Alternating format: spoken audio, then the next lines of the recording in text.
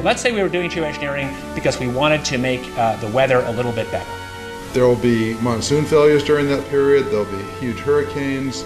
The global studies indicate there will be some impact on precipitation patterns. It might involve large-scale regional agricultural disruption lasting a number of years.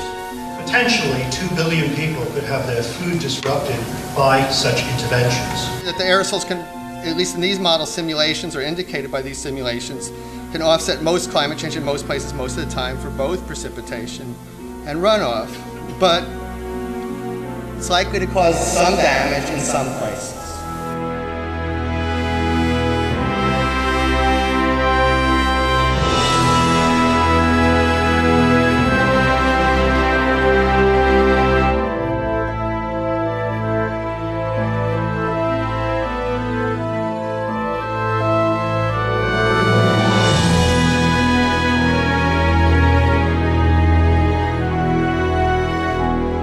When I grow up, I want to be either an artist or a teacher.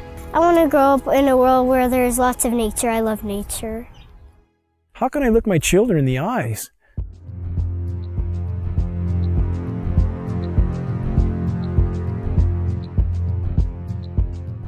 and not try to shed the light on this issue, knowing every breath they take is laden with these metals? I have been forced to conclude that there is no greater or no more immediate threat to anything that lives and breathes than the global geoengineering programs short of nuclear catastrophe. Geoengineering is defined as the artificial modification of the Earth's climate. Geoengineers are proposing spraying 10 to 20 million tons of toxic aluminum and other substances into our sky for the stated goal of cooling our planet. So let me distinguish these two different kinds of geoengineering as clearly as I can. So the first one is we call solar radiation management, and that's the idea that you could put mostly reflective particles or other means to make the Earth whiter, effectively to increase the Earth's reflectivity, reducing the amount of heat that's absorbed by the sun, and therefore exerting some overall cooling tendency on the Earth.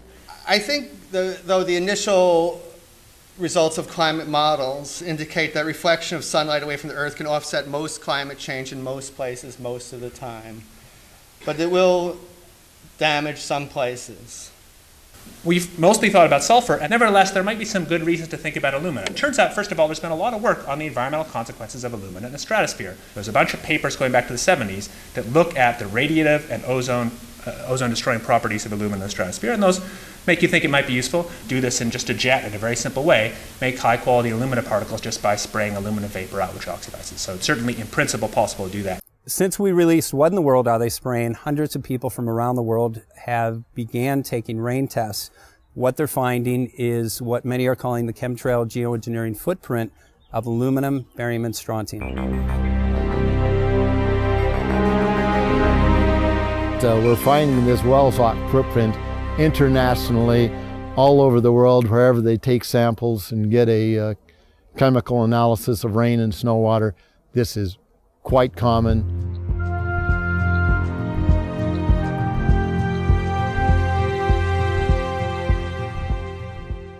Wherever you see the jet chemtrails go over, you're going to get aluminum, barium, strontium coming down on you. Why would we not believe it's happening when what we see in the sky matches exactly the expressed goal of numerous geoengineering patents, about 160 or more? Why would we not believe this is happening when every element showing up in the rain tests are the primary elements named in those geoengineering patents? Why would we not believe this is happening when we have escalating levels in very short time frames, as short as 5 years? We see rain levels of aluminum, for example, escalating as much as 50,000%. California air quality studies do not show these metals migrating from China. And it's of recent origin, so this bombardment of heavy metals that's raining down on us is coming from somewhere. Why would we not believe geoengineering is occurring when the weather patterns are so altered here in exactly the manner stated by geoengineers and reports on the consequences for geoengineering, which are diminished rainfall, which are increased ozone destruction? We have a massive ozone hole in the northern hemisphere now. Should aluminum be in the soil in the rain? And yes, it should be in the soil. It's naturally there. Always was there. And should it be in the rain? Well, absolutely not. But the standard reply has been your samples are contaminated But since we are getting samples now that show 0 aluminum, and we're getting lots of barium and strontium and 0 aluminum, so that just proves that if there was dirt in our samples of some sort, dust blown up from the ground, we should get some aluminum in some detectable quantity. The primary ingredients in geoengineering are specifically the oxides of metals, including aluminum oxide.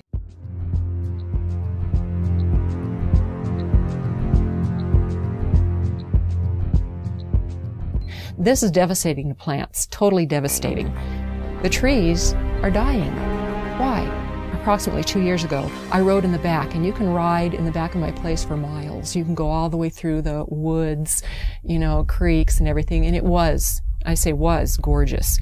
And the day before yesterday, I took a ride, and I rode in the back, and what I found was total devastation.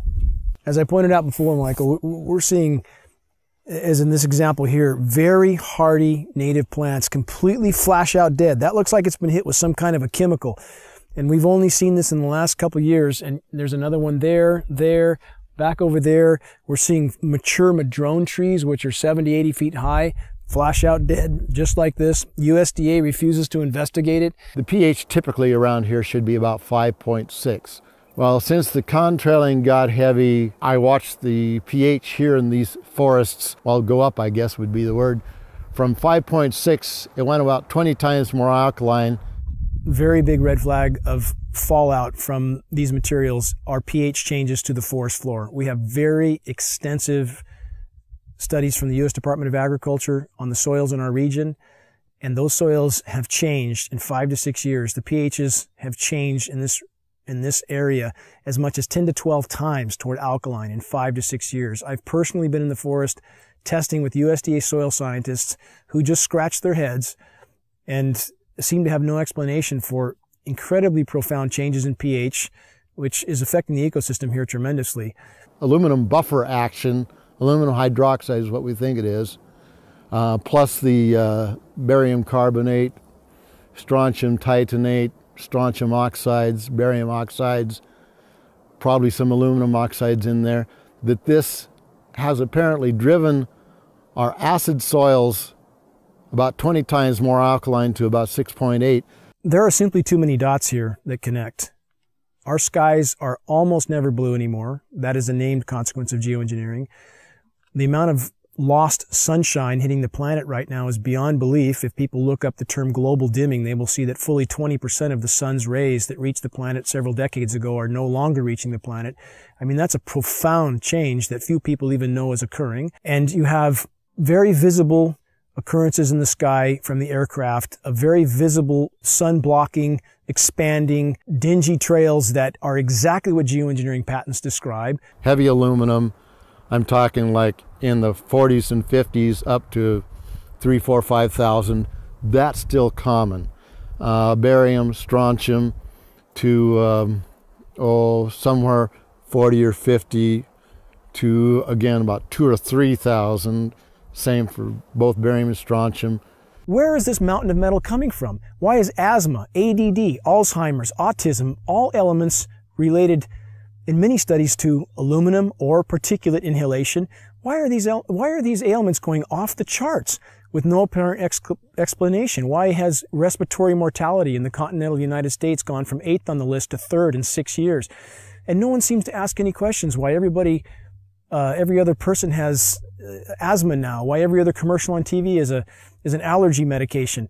And again, when David Keith, the world's most recognized geoengineer, was asked on the record, had there been any studies done as to the consequences of dumping 20 million tons of aluminum in the atmosphere, his answer was patently no. While geoengineers claim that their models are to cool the planet, a number of studies now are arising that indicate, yes, temporarily there will be regionally cooling as these particulates reflect the sun.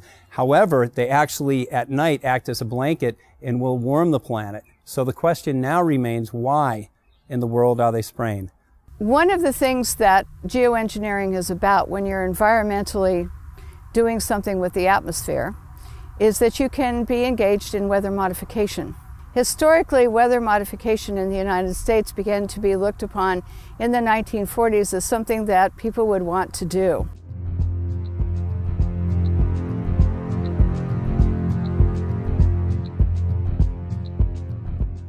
And so they started looking at making it enhancing snow, enhancing rain. They started looking at hurricane control. There was a whole bunch of projects in the 40s that started. One was Project Storm Fury, which turned into a disaster when they tried to modify a hurricane. I'm Mark McCandlish.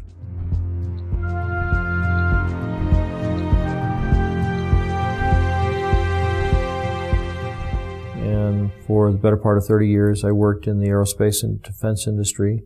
Had a secret clearance twice during my career.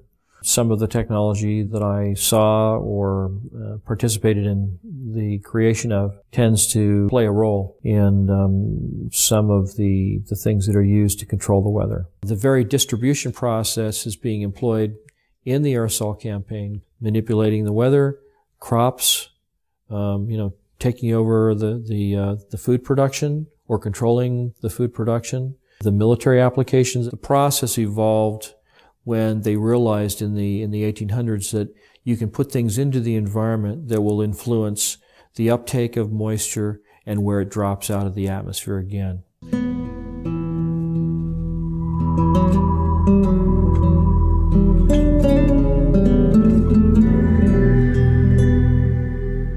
name is Scott Stevens.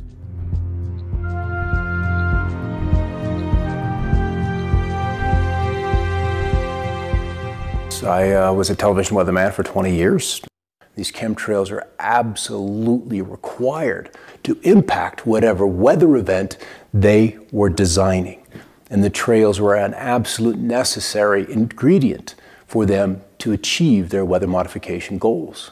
So we're finding the aerosols, the metal particulates, all of those can be used and leveraged to create weather events that are several standard deviations or outside what would be typically normal.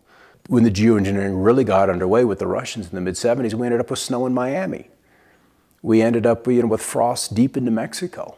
The bizarreness of the weather really exploded on the scene when weather engineering got going in the mid-70s. The Dakotas, in winter, they recorded a temperature of almost 100 degrees, 94 degrees. It broke the former record by 32 degrees. There's very profound things that people don't notice. Blue skies almost never. We almost never have dew on the ground. That's a known consequence of geoengineering if they did it, which they appear to be. It sucks the moisture out of the atmosphere. It doesn't descend, doesn't form dew. We have massive temperature disruptions. People are starting to wonder, why is it 80 degrees one day and then snowing the next day at 50 degrees or 45 degrees and then back up to 80 the day after that? When you push and pull the climate with these manipulation programs, of which there's a mountain of data to corroborate their existence, then you start to have massive fluctuations in the system.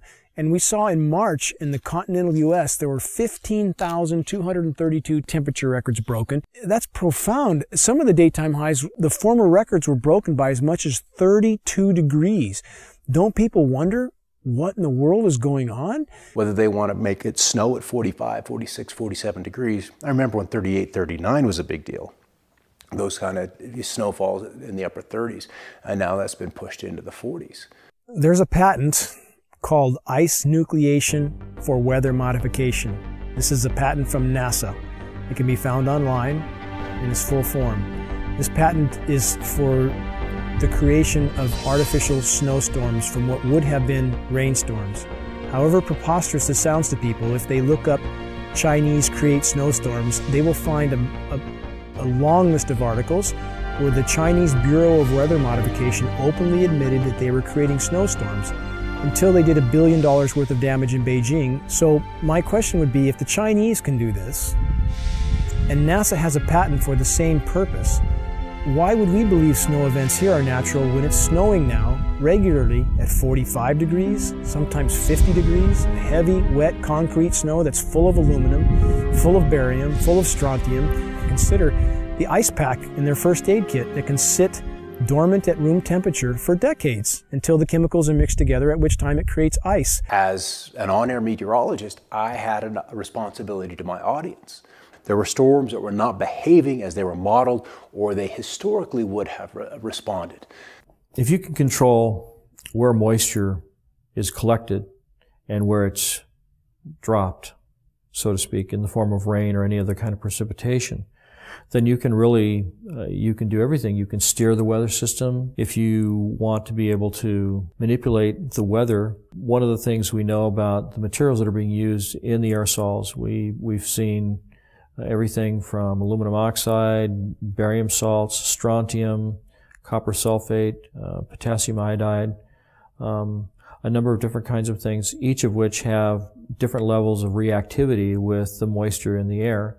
Some, like aluminum oxide, tends to sequester the moisture. The aluminum oxide nanoparticles, which are microscopically fine and uniform in size, attract the humidity, the moisture in the air, and it basically forms like a nucleation process where the moisture condenses on these particles.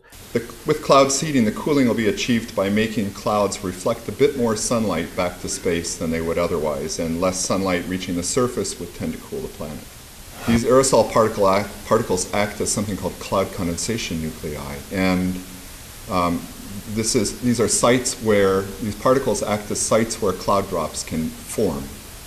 Well, the one thing that we know has happened is because these are nanoparticles and they float like mad with a little bit of moisture added to them, they go over the Continental Divide and they dump all of California's rain into the Mississippi Valley, which is the reason they're having floods and tornadoes and fierce storms and odd weather back east.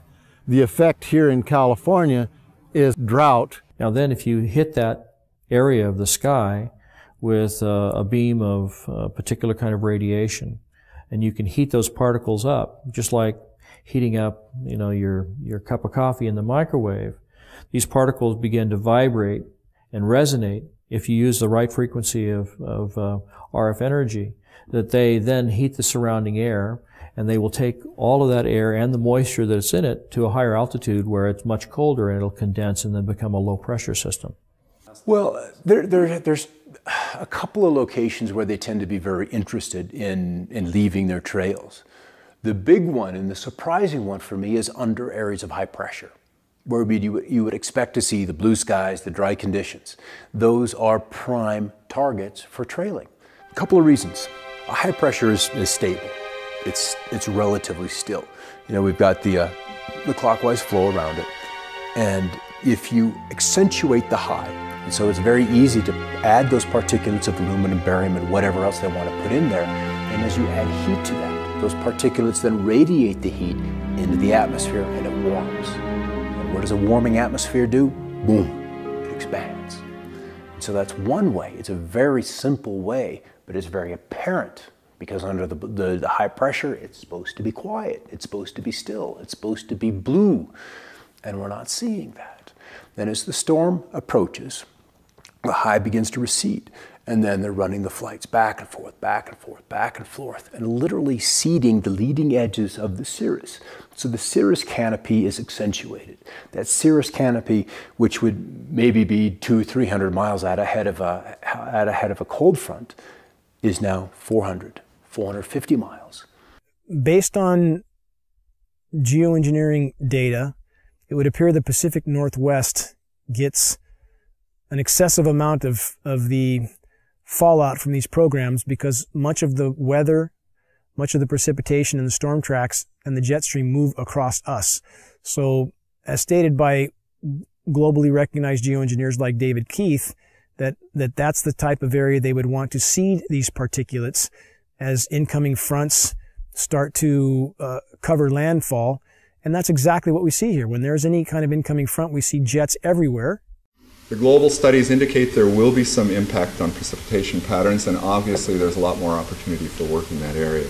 After studying my time-lapse surveillance, one of the reasons I discovered for the trails was that the persistent ones would break, they would misshapen or deform, and other planes would come along and precisely mark off those locations of deformation. And you're not going to get that with a regular fleet, so this had to be one of the primary purposes for chemtrails, in my opinion, was to measure off where we have these discontinuities showing up in the atmosphere.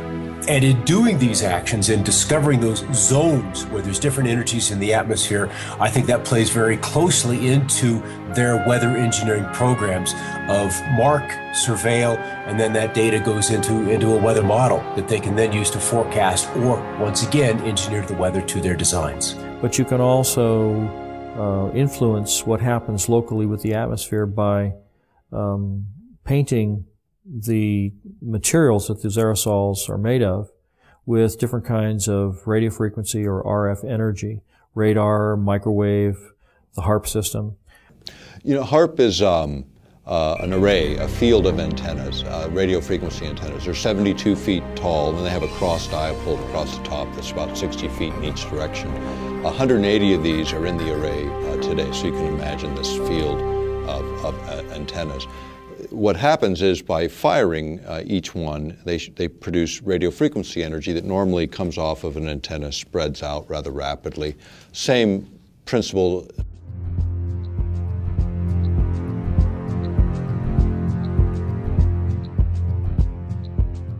Principles in physics would be like a flashlight shining on a wall. You know, you start with a narrow beam, and by the time you hit the wall, you've got a wide beam. The idea with HARP is to get it to focus or concentrate that radio frequency energy so it doesn't spread out, so you can hold it tighter together and then manipulate it in very specific ways. Weather control is a broad topic, so there's lots of ways to control and manipulate weather. HARP is one of them, because you also have private sector companies getting into this business of weather modification. In the case of HARP, do you need, people always ask me, do you need particulates dispersed in the atmosphere to make more effective? You actually don't. Would it make things more possible? Could you enhance certain effects? Probably so. Could you control energy distributions more efficiently? Probably so, because you're putting in conductors, or you're putting in reflectors, you're putting in particulate material. If you've ever experienced a hailstorm and you've picked up one of the hailstones and you slice it open with a razor blade, you'll see that it's layer upon layer upon layer of ice. Now, hail is usually formed where you have a low pressure system where there's a tremendous updraft of air. When the air gets warmed up by the sunlight ahead of the storm, the air rises, it takes the moisture that's in the air up to a higher altitude where it's much colder. The moisture begins to condense into water droplets, but the updraft is so powerful that the water is carried to extreme altitudes where it freezes. And it begins to fall, and as it falls, it starts to be caught up in the updraft again, so it's circulated up into the air again, and so each time it's lofted up into the atmosphere, more of the moisture that is condensing on the outside of this nuclei of ice begins to form another layer, and each time it's caught back in the updraft, it goes up again and it gets another layer of ice. And so if you have a system like HARP working in conjunction with aerosols, chemtrails that are spraying in the air, you can actually create updrafts that are so powerful that you can have these hailstone circulation patterns going over and over again, where you get hailstones the size of baseballs or even softballs.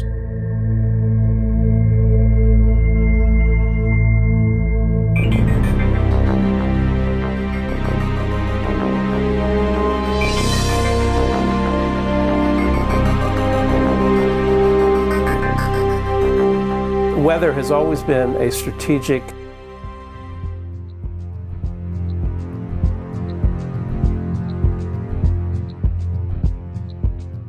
desire to control by the generals, whether it was Napoleon marching towards Moscow, or Hitler in his Russian campaign, or our own Pacific Fleet trying to understand typhoons and use them for our strategic advantage. War and weather are very closely connected. And they've been connected ever since about 1812 or so, maybe earlier than that. Hannibal had to face the snows in the Alps. And so there's a long history of weather and warfare interactions. Environmental manipulation is like the ultimate method of covert warfare, because you can literally shut down food production. You can create a situation where the people within a country revolt against their own government, and you're invited in to mop up the mess. The issue of owning the weather by 2025, which is a military publication, we've quoted it as far back as, I think, 94, 95 even. But you go back to these earlier reports and you look at sort of what was the objective, and the objective is exactly that: control the battlefield environment. Environmental factors give you an absolute advantage. If you can weaken your adversary before you have to fire the first bullet, maybe you even win the war. Whether it's incredibly historic sandstorms when we're invading Iraq, or you want to drought out or flood out a dictator that you're not happy with, or obscure a beach when there's a landing, or if you just want to make money on the futures market. Owning the weather by 2025, using the weather as a force multiplier. And this kind of goes back to what I was saying before about if you can control where a weather system goes and how much or how severe the weather system is, then you can do other things like you may have heard more recently that many of the aircraft that we've been developing are what they call all-weather capable, which means that they can fly in any kind of weather. They can shoot and target the enemy under really nasty weather circumstances. And these are all things that you can use to your advantage if you happen to be controlling the weather also, because you can have a terrible storm front come in and make it difficult, if not impossible, for the enemy to operate on the ground or to fly their aircraft if they don't have aircraft that are as sophisticated as the ones that you have. And so by creating or using the weather as a force multiplier, as the title implies, that you can achieve an advantage over an enemy force that gives you the upper hand. One of the ideals of the Air Force is to have this all-weather Air Force, or to have their pilots coming back safely and using the weather as a salient against the enemy and clearing out their own airports from, say, from ice fogs or from bad weather. And so if the idea here is that if we can fly and they can't, that's a great military advantage. There was also research studies on hurricanes that the scientists were truly curious about the behavior of hurricanes, but their military patrons were very interested in how to steer them or direct them in certain ways, almost as a guided weapon. This jet stream that's moving across, and it shoots 50 miles north and then 75 miles east and then drops back south again, then kind of goes on its way. And they attributed that little dog leg in the jet stream in Alaska to swinging storm systems out of central Texas into central Florida, where they deposited a couple of tornadoes in the middle of Orlando that were like really rare to see in that part of the country. And so people remember that event and they remember that situation. But it'd be a good example of a very small change in Alaska in terms of a jet stream and what kind of a lower 48 effect that would have. And that's again where weather modification, small input in one place can have tremendous change and unexpected outcome in another. You can create weather systems that are so severe they culminate in battlefield denial, where the enemy is not able to use the roads or the bridges or get through the environment because the weather is so severe. And you can use the weather to destroy his crops, deny him a food source, destabilize his population because people get hungry. When they're hungry, they get angry and nasty and they don't like what's happening. So there's lots of different things that you can do with the materials. It's all how you use them in the environment, how you apply it.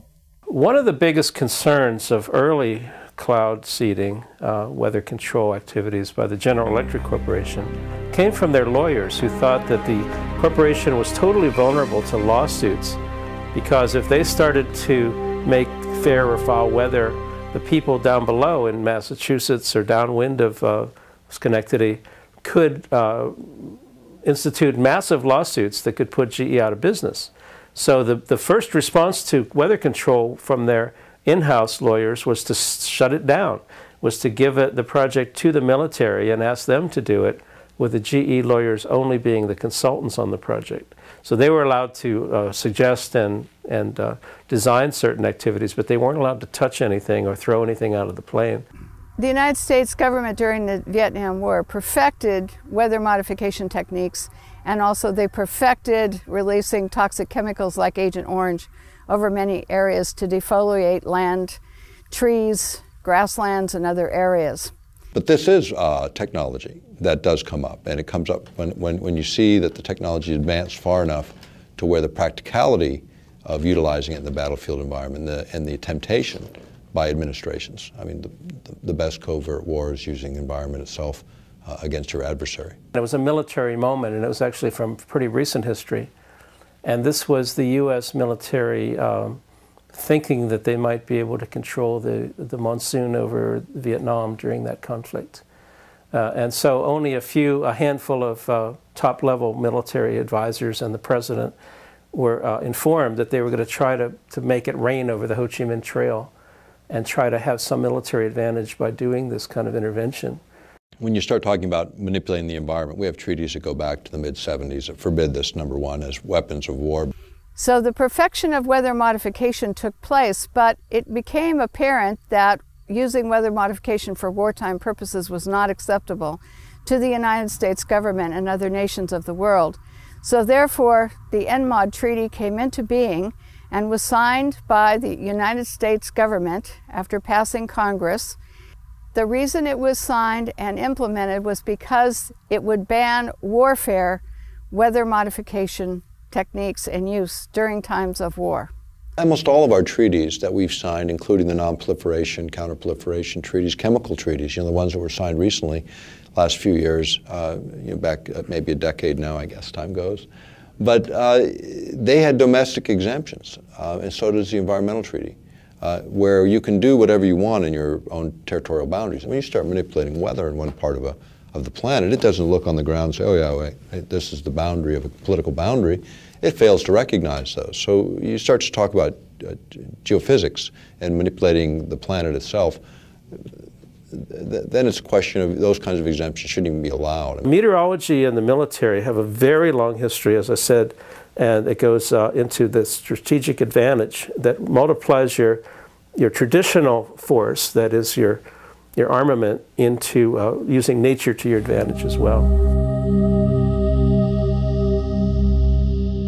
They want to create a storm in the southeast, then they'll start engineering out over the North Pacific. That's where the trailies will be, because you want to work out several days ahead of time so you have less input, and you multiply that over a couple of days, you can have a big result in 5 days' time. So small input upstream, big result downstream. And one of the rules is always work with what's coming. Don't try to necessarily work against it. You can kill a storm in place. That's easy to do with HAARP. You just change the polarization, you change the ionization of the atmosphere, and the storm will fall apart. It will affect the setting up of the storm tracks, the jet stream, the location of the storms. And so you end up with an intervention on the solar side of things would pretty directly begin to affect the weather patterns. And so climate control, or attempted climate control, and weather control rely on this very large spectrum of intervention. It's also true that if you can forecast climate, you can control a lot of futures markets, and you could know if you had the best information, or if you had some leverage over what the climate system is going to turn out to be, you would be able to invest in advance in all your crop futures and your agricultural activities, and not just agriculture, but weather effects. I think it's something like 80% of the U.S. economy is weather sensitive, and so all kinds of businesses would like to see some weather edge, some advantageous information that they would have. It's absolutely entirely possible to profit from the weather.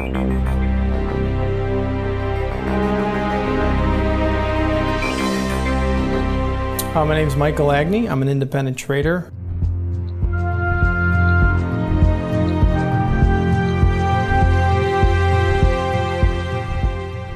Trading commodities at the CME Group, member of the Chicago Board of Trade, and have traded derivatives and futures cash for over 15 years. Weather derivatives are financial instruments that firms would use to hedge risk concerned with adverse weather conditions. The first weather derivative was originally traded by Enron back in 1997. Weather derivatives started in 1999 at the CME Group. Big utilities, reinsurers to hedge against hurricanes or tornadoes or flooding, some sort of catastrophe, hedging against a cooler summer or a warmer winter. Let's just say I was insuring a product for $5 million, no matter what it was. Let's say if I was a utility company, a farmer, whatever it was. Let's say I had $5 million worth of crop, but I can do derivatives that are worth double that amount, and I can control the effects to where I collect on the insurance that's worth $10 million as opposed to selling the crop for $5 million. Yes, I could definitely profit from that. 2010, 2011, Southern Illinois, Missouri, those we had a high peak of tornadoes and those types of adverse weather conditions definitely raised the price of commodities as well as drove the volatility, which also raises the price of commodities. You're going to make more money if a crop fails. You're creating insurance that's over the price of what your crop is worth, let's say. So if you can control the weather, you control how these products grow. And if you had an insight to how these products were actually seeded and what products you use to actually grow those items, corn, soybeans, and you can control that market, it's unlimited profit potential if you can control the weather. If you want to send, cold into the Midwest, you buy up pipeline capacity, you buy up options on heating and cooling degree days, you buy derivatives off of rainfall. There are mechanisms that you can make hundreds of billions of dollars annually and defray a huge chunk of the cost of this just on the Chicago Mercantile Exchange, playing with derivatives in the weather market. Weather derivatives are basically, you're betting that there's going to be a weather disaster, and you're betting that it's going to occur within a particular time frame in a particular location, and then, the money that you put up basically is like a bet. It's like a wager, saying that this incident's going to happen here, and then when it does happen, there's a big payoff. And that big payoff is something that motivates people to continue to participate in this kind of thing and maybe even feed the very process that's causing the bad weather to happen. Particularly if there's a connection between the people that are seeding the clouds and the people that are making investments. This is a new opportunity. It's a new tool for investors.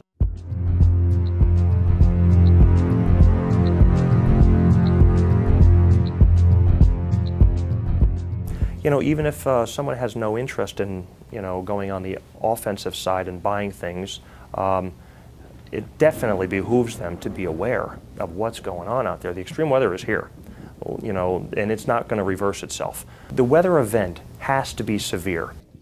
Ionospheric heating, in fact, these instruments, when they were first utilized, which is in the former Soviet Union back in the 70s, they started out then, they still call these ionospheric heaters because in one mode of operation, you can literally create above this instrument on the ground, you can heat an area up to 30 miles in diameter in the ionosphere. So you heat it up, and by heating it, it literally raises it. So then imagine this column moving up several hundred kilometers out, and then the lower atmosphere begins to rush in and fill that vacant space, that void. And as a result, you're altering pressure systems for quite a distance, which of course alters the weather. You're also able, if a jet stream is coming in the air, you're able to alter its course. And if you alter a jet stream, even a small amount, then the swing factor on the other end, you can move it so you're moving storms, say, out of the Midwest onto the East Coast, or this kind of thing, by just swinging it high in terms of its flow and getting it redirected. Okay, so now if we look at precipitation, much has been made of this issue of damage from precipitation. Which the particulates that these trails have introduced into the sky are, let's just say the storms can develop more violently, more quickly, in places that are not necessarily as where you would expect them to be. And so we see more flooding, we see more intense droughts, we see rainfall rates of 1 to 2¼ inches an hour that are just bizarre, and sometimes even rainfall 1 inch and 1/4 a minute is just unheard of. And so you have an area that's already been heated by the sun's rays, and then you have the aerosol drift in over that area, and it's reflecting both ways. It's reflecting the heat of the sun back out, but it's also trapping the heat that's already been created there by the sunlight. So it will actually create more heat and trap heat inside and closer to the atmosphere. It can actually exacerbate global warming problems. And if you become more aware of what's happening, where the global commodities are, what extreme weather events, you're one step ahead of them.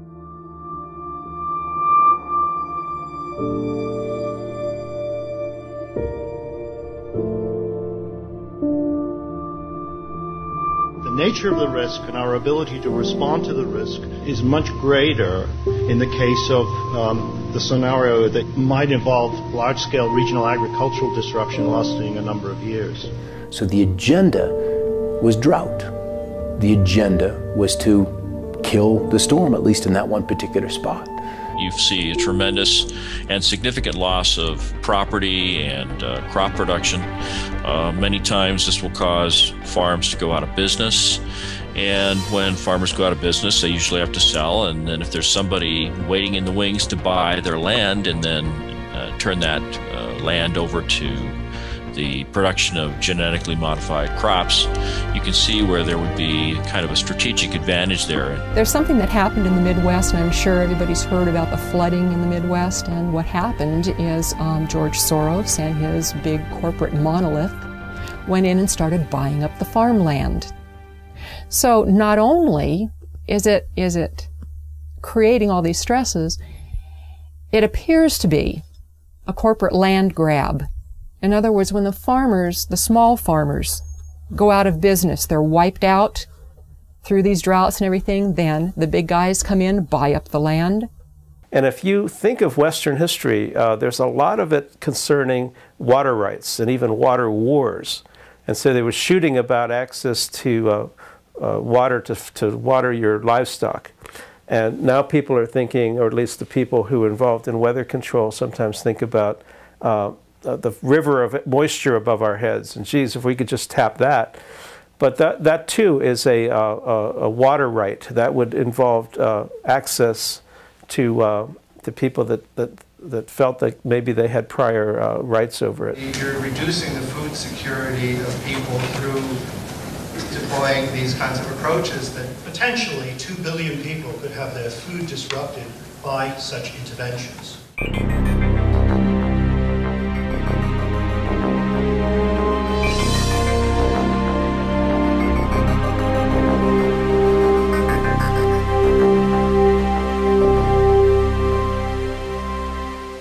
I've been an organic farmer my entire life.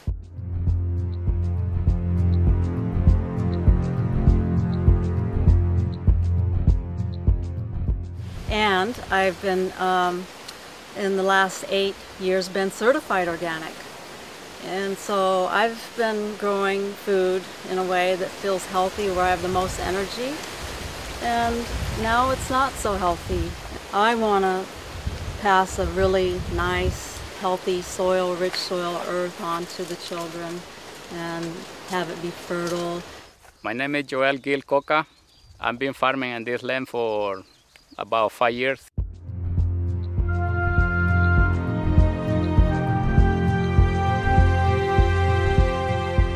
Since 2007, and I'm certified organic since 2001. 10 years ago, when I started working for myself, we can grow cilantro, no problem. We can grow basil, no problem. We can grow Chinese cabbage without get trouble, or any vegetable.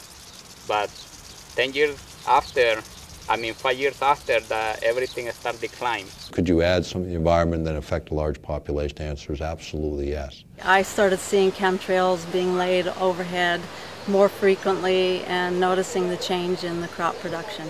What we see in our area, anytime there's convective clouds, anytime there's a large cumulus cloud forming and beginning to rise, we hear aircraft in the vicinity, we see them actually flying over these convecting clouds, and then in a very short time, before those clouds generally will drop any precipitation, we'll see the entire cloud more or less dissolve into what looks like a massive smoke bank. If you can control the weather, then you can control where the rain falls or where it doesn't fall. And if you can do that, then you can control whose crops survive and whose crops thrive. And if you happen to be favoring a corporation or a group of corporations that are flooding the market with genetically modified crops, you can see how manipulating the weather can actually change the market share that one or more corporations have. And there's lots of different ways that you can do it. You can do it by denying precipitation or by giving too much. You can cause, unusually large hailstones to come out of the sky and completely obliterate a crop of corn.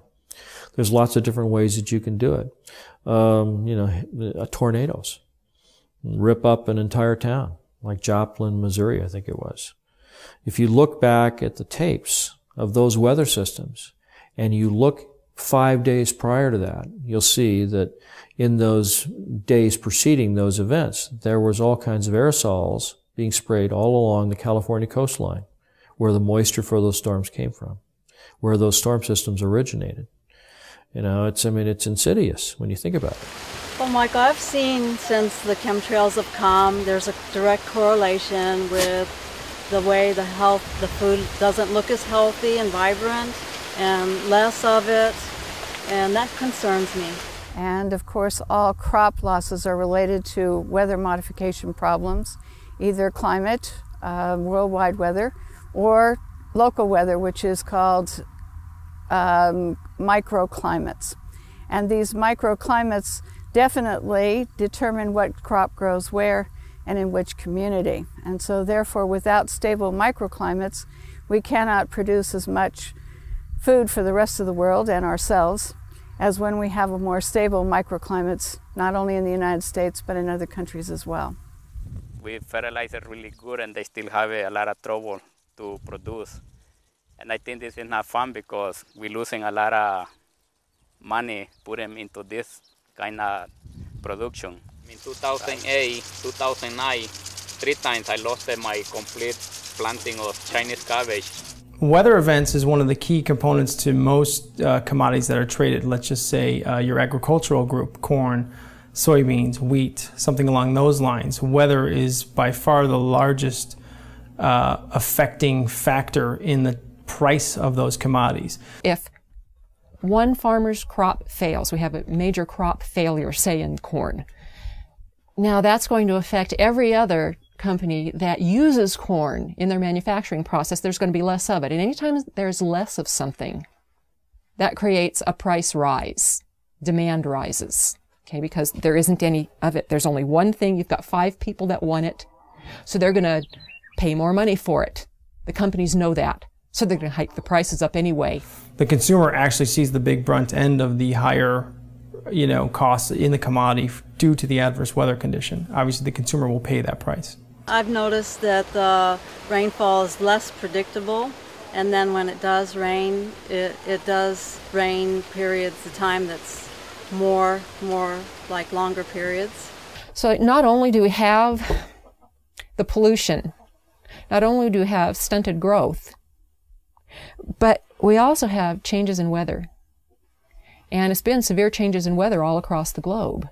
I don't have a clue how bad they are, but I know they are affecting already in certain plants, like basil, cilantro, and sometimes the broccoli gets too much fungus. It can be from those things because no matter what we do, it doesn't fit. It's not working right. It appears to be a fungally related ailment, and if one looks at the species extinction rate, which today is estimated to be 1,000 times natural variability. That's 1,000 times normal, a figure you'd think would alarm most reasonable people, which is 100,000% of normal. And 70 to 80% of that extinction, plant and animal, is related to fungal infection. Geoengineering particulates are known to proliferate fungal reproduction. Abiotic stresses are drought, cold, heavy metals, excess moisture in the soil. And Monsanto has a patent that actually addresses all of those abiotic stresses. And the plants that it addresses is everything from apples to zucchini. 2011 was one of the worst years for things that create abiotic stress. They had 12 worldwide severe weather problems. This destroyed a good portion of the food supply. Now I'm having a hard time growing cherry tomatoes outside under these conditions, and I've turned to having to build a greenhouse where I'm now growing large tomatoes, heirlooms, and they are producing really nice big tomatoes. I see that the tomatoes that I planted now are really healthy and the ones outside are dying. The Midwest grows 40% of the world's corn, and it does have a tendency to flood. So we can expect more and more flooding. According to the statistics, the EPA statistics say that there's going to be more and more flooding. Monsanto is one of the world's largest chemical companies.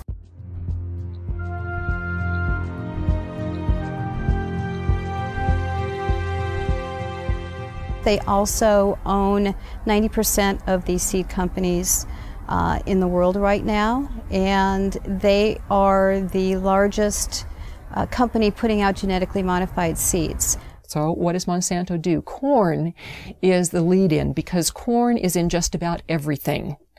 Corn is the main crop.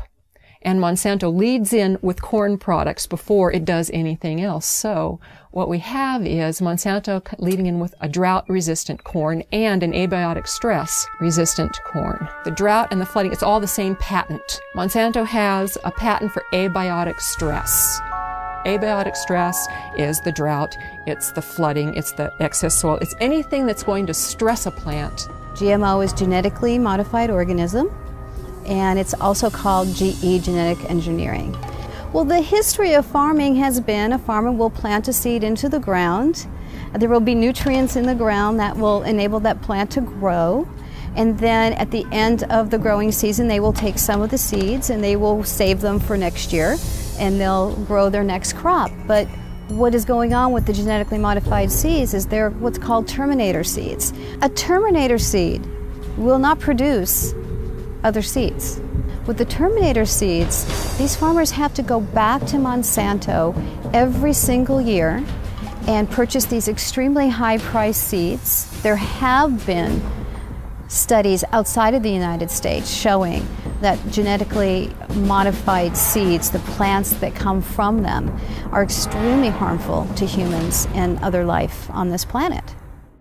When I started farming, I produced 100% my crops, but in the last 4 years, I've been declined to 50–75% if I talk into later crop, because I've been lost everything.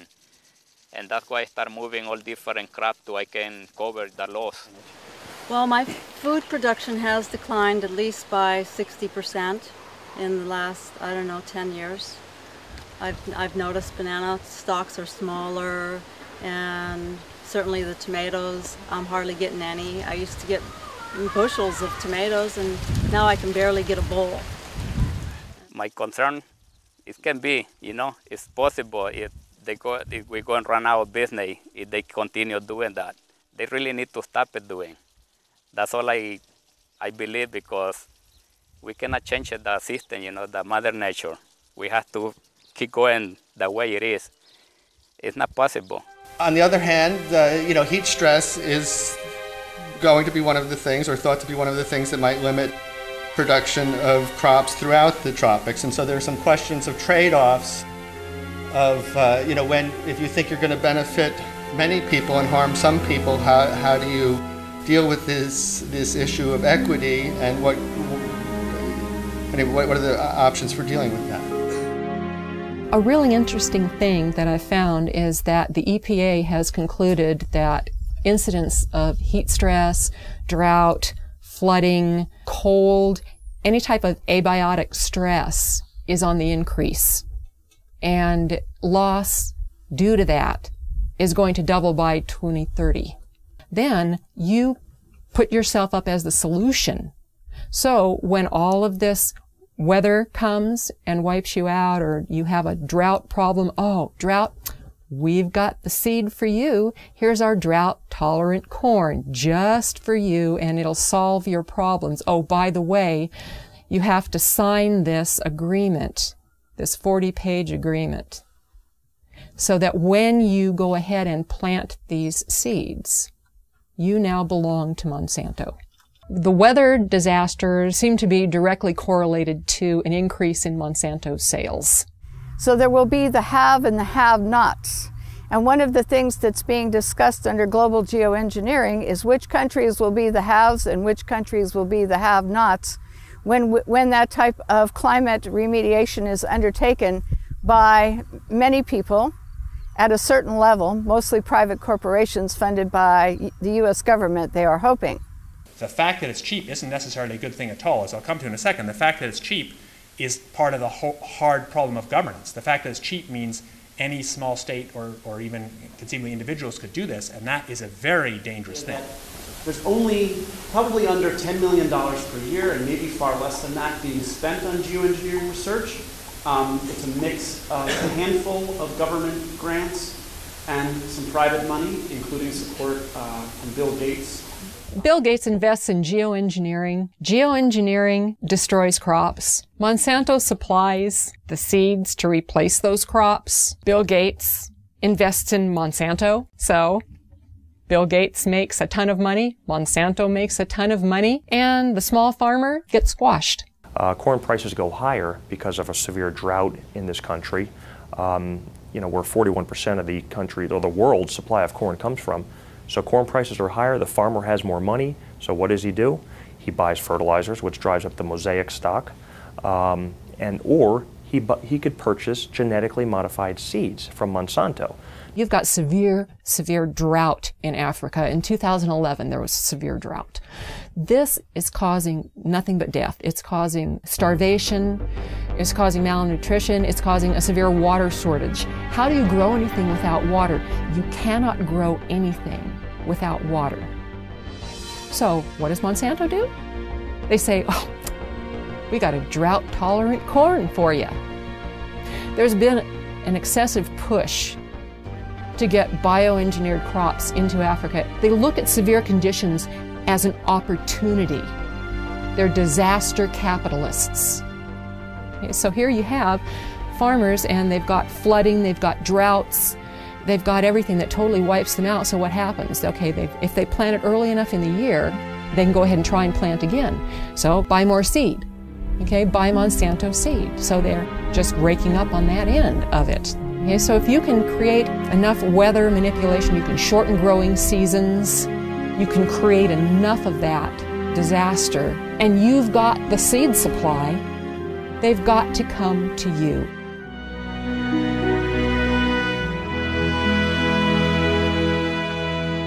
Geoengineers have stated on the record that if global geoengineering was started, it could cause droughts in Asia and Africa.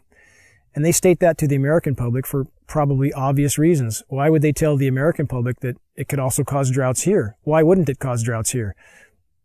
There's nothing special about America and the geography here that would not have the same effect as Asia and Africa. If the atmosphere is filled with particulates, those particulates diminish and disperse rainfall. Period. There's too many condensation nuclei, so the water droplets do not combine and fall as rain. They simply adhere to those tiny particles and migrate further, and that's exactly what we see. One of the suggestions about geoengineering has been that we genetically modify trees and plants.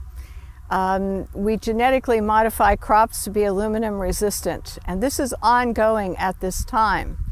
And part of the geoengineering scheme is to say we're going to put all these chemicals and particles into our atmosphere, which is going to cause air pollution, water pollution, changes in soil pH, and could disrupt agriculture crop production to a great degree.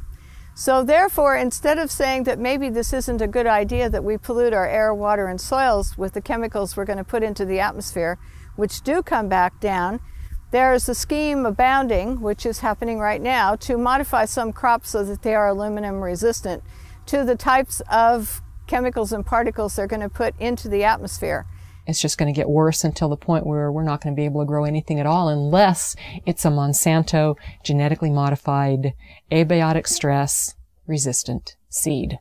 The chemical companies and the and Monsanto and all of these companies are working together to make us totally dependent on their products for growing corn or growing any kind of agricultural product or trees, whatever. We're going to corporatize not only where the rainfall goes and who gets it through geoengineering and weather modification schemes, but we're also going to say that these are going to be the only crops that are going to grow in areas where we're putting in toxic chemicals that are coming down and altering the soils. One of the most basic things about human society is that we need food and water. And these are two of the things that are most severely dependent upon good weather. Rain at the right time of the year, sunshine so crops can grow, not enough sunshine and they don't grow, too much water, the plants die, not enough water, the plants die. All of this goes back to the amount of food that's available. So if you starve people, they will be vulnerable. They will be much easier to manipulate and forced to do whatever a government wants them to do. So if you control how much food there is or its availability through things like the weather or using the weather as a strategic tool militarily, you can, dramatically influence what's going on in a country. And by doing that over and over again, sequentially through a region, it's possible that you can change the political spectrum over an entire region by doing this over and over again. Maybe even, do it over a much wider region, create so much instability that you're able to, come in and say, oh, we have these wonderful fast-growing crops, genetically modified, and this, you'll have something to eat in less than 3 weeks, and I imagine that, if you can control the food supply, that you can then consolidate the financial and the political interests of a country. Could predicting the weather enable a group or specific entity to profit from that knowledge of knowing what type of weather or weather pattern will be? Absolutely. That's what all commodities are driven by. They're driven by predicting the weather, how the weather will be in a certain location, and that directly is correlated to the price of that commodity. Absolutely. There's no doubt.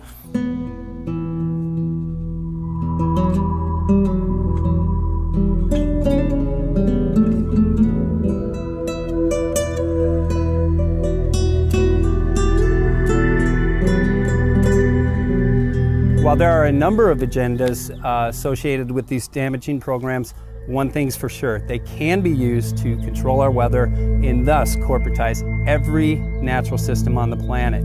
This enables certain individuals to consolidate an enormous amount of both monetary and political power into the hands of a few at the expense of every living thing on the planet.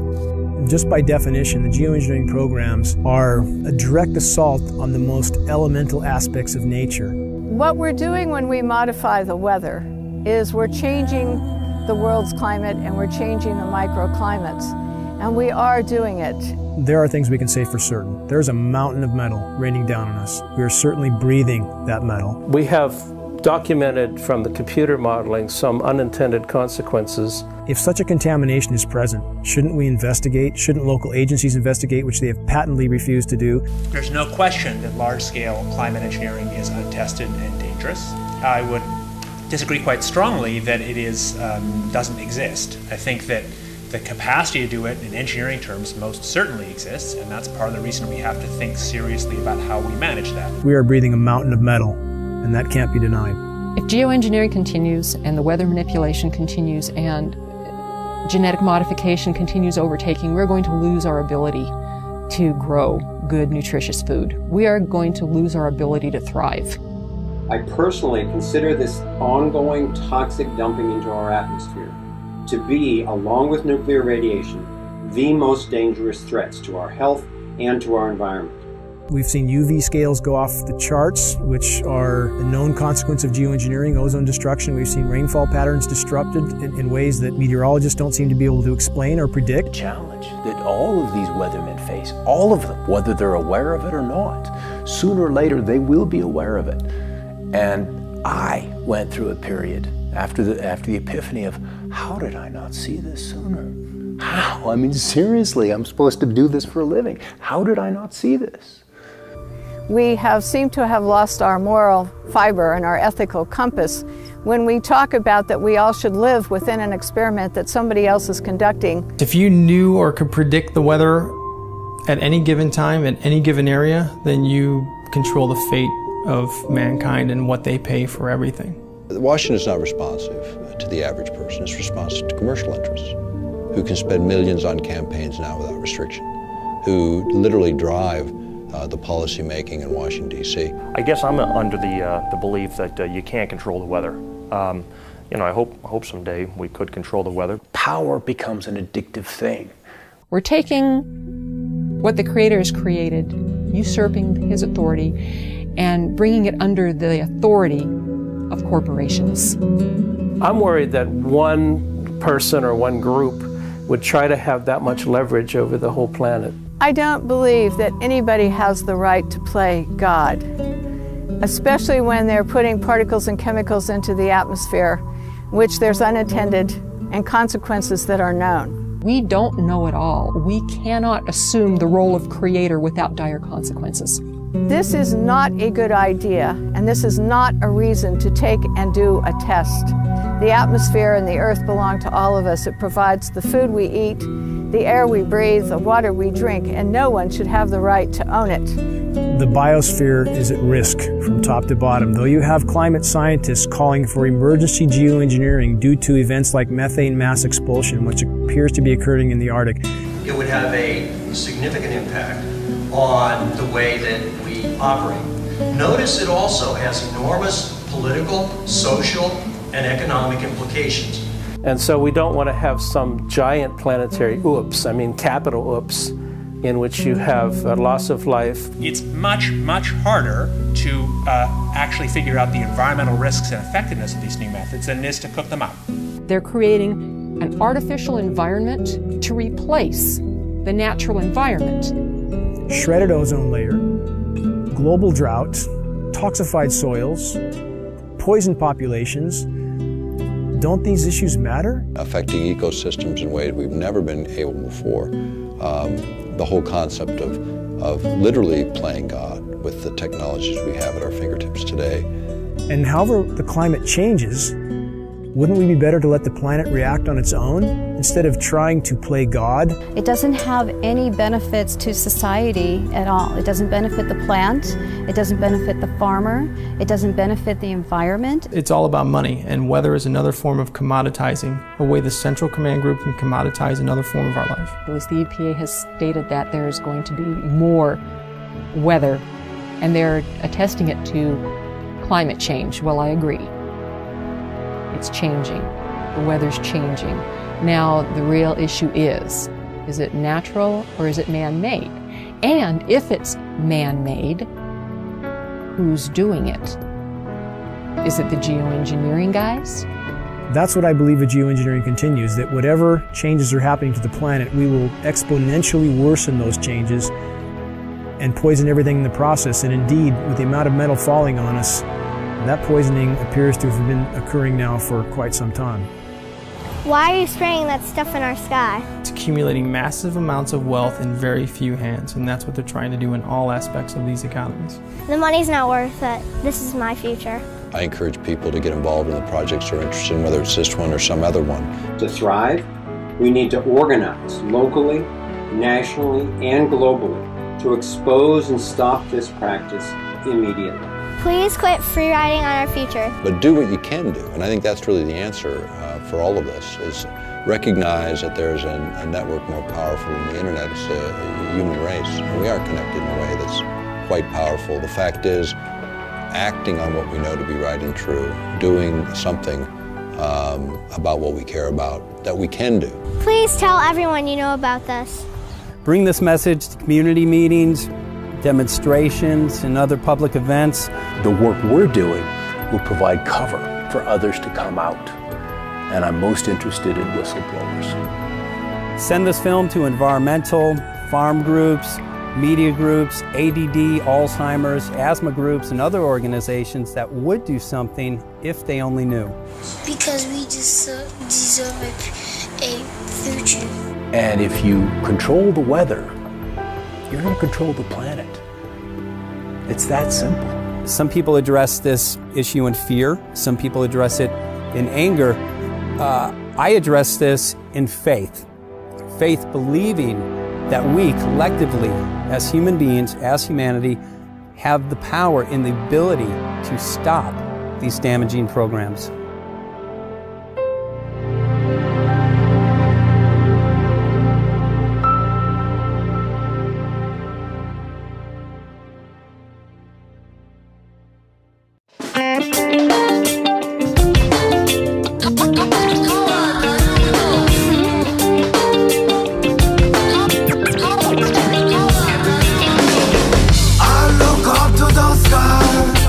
Can you tell me why?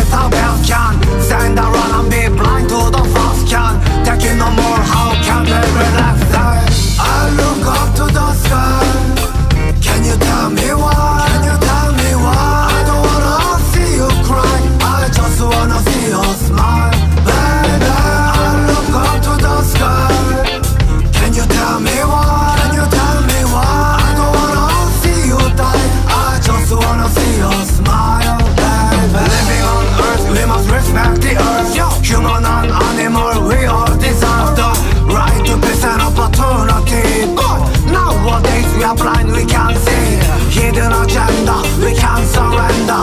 Children of our future, we must remember. Oh, don't know what's going on. Yeah, we must stand up for the earth. Oh, don't know what's going on. Tell them we must stand up for the earth. I look up to the sky. Can you tell me why? Can you tell me why? I don't wanna see you cry. I just wanna see you smile, baby. I look up to the sky. Can you tell me why? Can you tell me why? I don't wanna see you die. I just wanna see you smile, baby. We want the truth, give us the truth. Yeah, we want the truth, gotta save our youth. We want the truth, give us the truth. Unite as one.